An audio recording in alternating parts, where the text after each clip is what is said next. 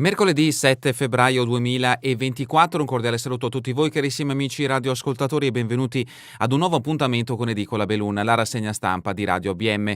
Un saluto anche a chi ci sta guardando in diretta dalla pagina Facebook di Radio ABM, dal canale YouTube dell'Associazione Bellunesi nel Mondo. Dai nostri studi in via Cavour a Belluno, Marco Crepas vi accompagnerà nella lettura del quotidiano bellunese Il Corriere delle Alpi. Diamo quindi subito uno sguardo ai titoli presenti sulla prima pagina. Purtroppo l'edizione di oggi si apre con una brutta notizia per quanto riguarda la provincia di Belluno, una nuova tragedia sul lavoro, muore cadendo dalla gru, tragedia in Piemonte, vittima un piccolo imprenditore edile di 65 anni vicino alla pensione, stava montando il macchinario, cede l'imbragatura, vola di 30 metri nel cantiere senza scampo Giovanni Corona di Longarone. Giovanni Corona doveva compiere 65 anni ma andava ancora nei cantieri edili a montare le gru, nonostante fosse prossimo alla pensione. Da titolare della sua ditta individuale di Longarone sapeva cosa voleva dire fare sacrifici per tirare avanti, e i lavori quando c'erano bisognava prenderli. Lunedì pomeriggio era a Rivoli in via Cesare Battisti per installare una gru per la riqualificazione energetica di un palazzo. Intorno alle 17 era salito in cima a 30 metri per fissare l'ultimo pezzo della macchina operatrice, ma l'imbraccatura ha ceduto all'improvviso. L'approfondimento lo troveremo a pagina 24. L'ente in difficoltà, altro richiamo dalla prima pagina del Corriere delle Alpi, deficit di €500.000, Unione Montana al bivio. Disavanzo di €500.000 e un futuro tutto da scrivere. L'Unione Montana di Belluno Ponte nelle Alpi si troverà presto di fronte ad un altro bivio con il lavoro sui conti quasi terminato. La parte politica dovrà decidere cosa fare dell'ente che al momento si trova con un solo dipendente in servizio pieno più un altro per alcune ore a settimana. L'approfondimento di Alessia Forzine a pagina 17. Ospedale di Cortina, intoppo ai lavori al Codivilla, sito inquinato da bonificare. Cantiere al Codivilla, c'è un intoppo, bisognerà bonificare un sito inquinato da anni, ma il commissario Dalben rassicura, commissario dell'USL numero 1 Dolomiti.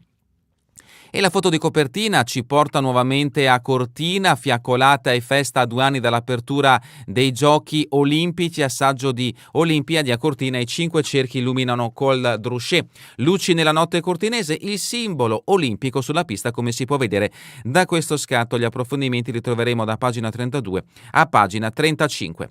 L'allarme degli astrofili feltrini, buio sbiadito dai lampioni a LED. C'è un po' troppa luce nel cielo notturno feltrino, diversamente dalla luminosità allo zenit, cioè al culmine, che negli ultimi anni tutto sommato non è cambiata. L'inquinamento luminoso, guardando un po' più in basso, è peggiorato. E quanto emerge dal monitoraggio effettuato all'osservatorio di Arson dall'Associazione Astronomica Feltrina Reticus, che chiede di ridurre la potenza delle luci LED della illuminazione pubblica.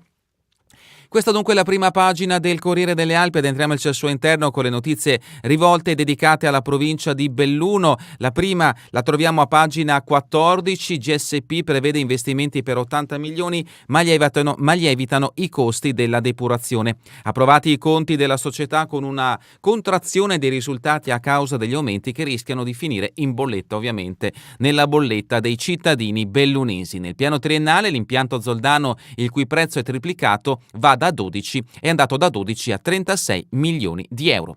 E sempre da BIM Infrastrutture, energia green nel futuro della società. Dopo la vendita del gas, Zanolla esorta a ragionare sugli scenari strategici che comprendono sia le grandi che le piccole concessioni idroelettriche. Stanze panoramiche, siamo a pagina 15, Starlight Room, sindaci perplessi, alle terre alte servono servizi, frena è come vendere una bicicletta senza pedali, presidente dell'Unione Montana a Gordina. Grones, sindaco del comune di Livinallongo del Col di Lana, non vogliamo magnati che guardano le stelle. De Pellegrin, sindaco del comune di Zoldo, della Val di Zoldo, serve prudenza. Gosetti, sindaco di Cibiana di Cadore, preferisco una ospitalità sincera.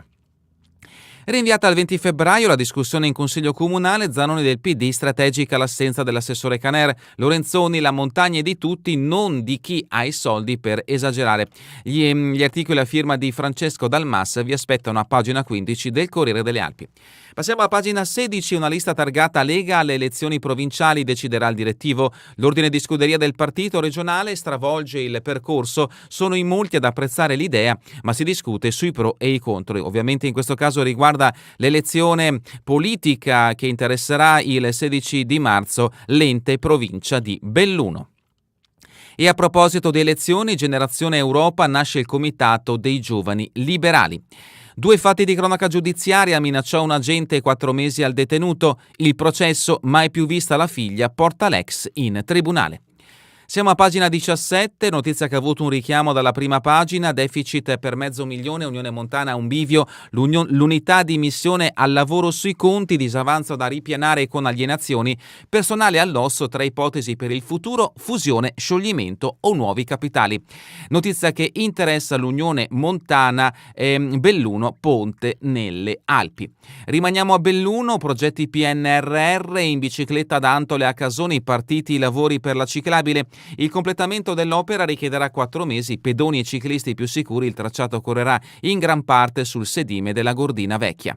E sempre a proposito del capoluogo, pannelli informativi per le deviazioni alla rotonda a Marisiga, la chiusura del ponte alla Veneggia che sta interessando una fetta importante dei cittadini, ma anche di tutti quei bellunesi che attraversano un tratto molto intenso per quanto riguarda il traffico del capoluogo bellunese. Pagina 18, Falcade, gran festa sulla neve per 195 studenti sciatori, Segato e Valboite trionfano tra le superiori. Ed ecco alcuni scatti dei giovani studenti che hanno gareggiato in questo evento sportivo che si è svolto a Falcade. Prevenzione Covid, vaccinazioni personalizzate per le persone fragili sarà la nuova strategia dell'USL numero 1 per il prossimo inverno. L'obiettivo è arrivare al 100% di chi ha bisogno. Siamo a Feltre, aumenta l'inquinamento luminoso, servono luci LED meno potenti, gli astrofili di Reticus lanciano l'allerta al presidente Vanin, situazione peggiorata negli ultimi anni. E sempre da Feltre, fatto di cronaca giudiziaria, segregata per 3 anni in casa, vuole 100.000 euro di danni. La sanità che cambia, notizia che riguarda sempre Feltre, una squadra contro i disturbi del comportamento alimentare. Il centro privato Sì Medicina arruola gli specialisti ex ULS Smiraglia e Morbin. I casi sono aumentati dopo la pandemia, vanno intercettati precocemente. Feltre, mercato dell'energia, incontro con gli esperti sul mercato tutelato. Cesio Maggiore, al Museo di Serravalle parte un ciclo di corsi sul giardino e le erbe. Siamo a pagina 22, si rende il Grappa, il gruppo Visotti che accelera su ambiente e capitale umano. Nell'azienda di componenti l'occupazione femminile ha superato quella maschile, annunciati i piani per il benessere fisico e mentale personalizzati per le varie sedi. Sempre dal Feltrino, Fonzaso, caserma da ristrutturare, progettazione assegnata, notizia che interessa i carabinieri forestali di Fonzaso, 7 ville, uffici demografici e riorganizzati gli orari, notizia che interessa il nuovo comune nato dalla fusione tra Alano di Piave e Querovas. Santa Giustina ha posato il manto artificiale all'ex campetto di tennis. Notizia da Sospirolo, a pagina 23, scuolabus, tutto risolto, prestito da pedavena e qualche straordinario. L'infortunio all'autista rischiava di far fermare il servizio, il comune Feltrino metterà a disposizione un suo dipendente. Altre ore le copriranno, saranno coperte da un collega e da privati cittadini. Il sindaco De Bono ringrazia tutti, grande dimostrazione di vicinanza al paese. E sempre da Sospirolo, Carnevale, gran finale, sabato tocca ai bambini. Sedico, coltello sul collo per un uccellino, cliente condannato. La trattativa intavolata per una ghiandaia da collezione si conclude con una minaccia diretta all'intermediario, deciso anche il risarcimento.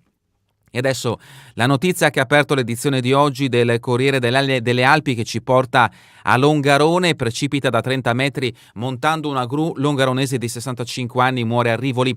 Giovanni Corona era titolare di una ditta individuale, ormai prossimo alla pensione, l'imbracatura non lo ha sorretto. Giovanni Corona stava per compiere 66 anni, ma andava ancora a lavorare sui cantieri edili, a montare le gru. Nonostante fosse prossimo alla pensione, da titolare della sua ditta individuale di Longarone, sapeva bene cosa voleva dire fare sacrifici per tirare avanti, e i lavori, quando c'erano, bisognava prenderli al volo. Lunedì pomeriggio era a Rivoli, in via Cesare Battisti, per installare una nuova gru che serviva per portare avanti i lavori di riqualificazione energetica di un palazzo all'angolo con via 24 maggio. Intorno alle 17 era salito in cima ad un'altezza di circa 30 metri per fissare l'ultimo pezzo della macchina operatrice, un lavoro fatto chissà quante altre volte, ma stavolta succede quello che non dovrebbe mai capitare. Giovanni Corona perde l'equilibrio, ancora non si sa con certezza come mai, e cade nel vuoto. L'imbraccatura non tiene per il 66enne, è la fine. Corona viene soccorso subito dagli altri operai addetti al cantiere, tutti capiscono subito la gravità della situazione, l'ambulanza arriva in pochi minuti ma le condizioni dell'uomo sono più che disperate.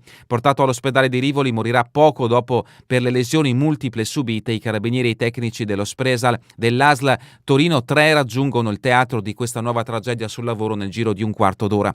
Gli operai presenti sono sconvolti, c'è chi ha visto la scena in diretta e fatica a trattenere le lacrime. Il cantiere non è stato sequestrato e ieri i lavori sono dunque andati avanti, poca voglia di parlare da parte dei lavoratori, comprensibile. Le indagini dovranno appurare se Giovanni Corona fosse a quell'altezza con tutte le strumentazioni di sicurezza del caso. Giovanni Corona, della famiglia Bibi, era originario di Erto, dove vivono ancora l'anziana madre e 2 fratelli, ma nel paese al confine tra Bellunese e Friuli non risiedeva ormai da tantissimi anni. Si era stabilito a Longarone, dove aveva una compagna e 4 figli e aveva avviato la sua attività. Una vita segnata anche dalla perdita di un fratello un po' di anni fa in circostanze quasi analoghe. L'amarezza del sindaco, sono tragedie assurde, i sindacati battono sul tasto della sicurezza. E vediamo appunto il luogo dove è avvenuta questa tragedia sul lavoro e un primo piano del 65enne longaronese, parliamo di Giovanni Corona. Siamo a pagina 25, Livinallongo, gestione boschi, giro di vite, serve il consorzio forestale. Il sindaco Grones decide di passare ai fatti anche per intercettare tanti contributi, ma il primo obiettivo è svincolare questa attività dalle maglie della burocrazia. Nelle vallate vicine di Fiemme e Fassa, siamo nel Trentino e anche in Piemonte, la cosa ha funzionato. Falcade, la settimana bianca dei disabili visivi, 40 anni in crescendo, e ancora grande successo domenica a Rivamonte, la Zingenesta sarà il clou della prossima, Carnevai delle Vai a Sottoguda e Canale, le ultime 2 tappe. Cortina, sanità, cantiere al Codivilla, primo imprevisto, c'è da bonificare un sito inquinato anni fa. Il DG dell'USL Dalben rassicura, stiamo già intervenendo per risolvere, fra un anno i lavori nell'ospedale saranno finiti. All'opera ci sono 50 operai, si spera nel meteo per non rallentare, saranno recuperate anche le casette, ospiteranno foresterie, farmacia, uffici e cucine. E adesso spostiamoci ad Auronzo, Hotel Auronzo, asta deserta ma una scappatoia per la Lazio. Seconda tornata senza offerte, il 26 marzo già in agenda un altro tentativo. La curatrice fallimentare, il giudice può dire sì a una gestione senza proprietari. Chi vuole acquistare lega l'investimento anche alla presenza dei tifosi bianco-azzurri. Calalzo, mappatura dei sentieri, via il progetto dell'Unione Montana per valorizzare i territori. Auronzo ancora, la giunta ha congelato la tassa di soggiorno, massimo €2 a notte. E dalla rubrica Cultura e Società, spazio al Festival di Sanremo, è tempo di canzoni, la lunga notte dei 30 Big, Amadeus quinto al via, la mamma di Giorgio Cutolo commuove l'Ariston, l'emozione di Mengoni, la sorpresa Ibramovic e tanta bella musica. Mannoia è una potenza, il messaggio dei Lassad è il segno della croce del presentatore. Tutte le notizie le troverete in queste 3 pagine del Corriere delle Alpi. Ma adesso, per quanto riguarda il bellunese e la cultura, dal 12 al 17 marzo la 19ª edizione cortinametraggio lancia i talenti e celebra Genovese 25 anni dopo. Presentata alla Kermesse, che ospiterà 20 corti italiani e 5 americani, il calendario ha anche un omaggio al regista che trionfò a Cortina nel 1999. Domani invece nella Basilica di Cortina d'Ampezzo, ecco i sospiri quaresimali con Cortina Teatro, è di scena la musica sacra. E adesso lo sport, ma anche un richiamo a Cortina 2026, 2 anni per sognare, luci e fiaccole a Col Druscier accendono le Olimpiadi. Il sindaco di Cortina d'Ampezzo Lorenzi, saranno anni di cantieri e disagi, ma ne varrà la pena. Longo della Fondazione Cortina, tutti pancia a terra a lavorare, ci faremo trovare pronti. E continuiamo con le notizie che riguardano lo sport. È sempre Milano-Cortina, conto alla rovescia, i giochi in casa, il team veneto affila le lamine, campioni abituati a vincere, giovanissime promesse, tutti i nomi su cui puntare per il ghiaccio e per la neve. Queste le sedi olimpiche e paraolimpiche, per le Olimpiadi Milano-Cortina 2026. Sci alpino maschile e sci alpinismo si faranno a Bormio, a Livigno freestyle e snowboard, a Milano allo stadio Meazza cerimonia di apertura delle Olimpiadi e la cerimonia cerimonia di chiusura delle Paraolimpiadi. Al Pala Italia Santa Giulia, hockey ghiaccio maschile. Alla Fiera di Rho, hockey ghiaccio femminile, pattinaggio di velocità, para-hockey su ghiaccio. Al Forum di Assago, pattinaggio di figura e short track. A Verona invece la cerimonia di chiusura delle Olimpiadi e la cerimonia di apertura delle Paraolimpiadi.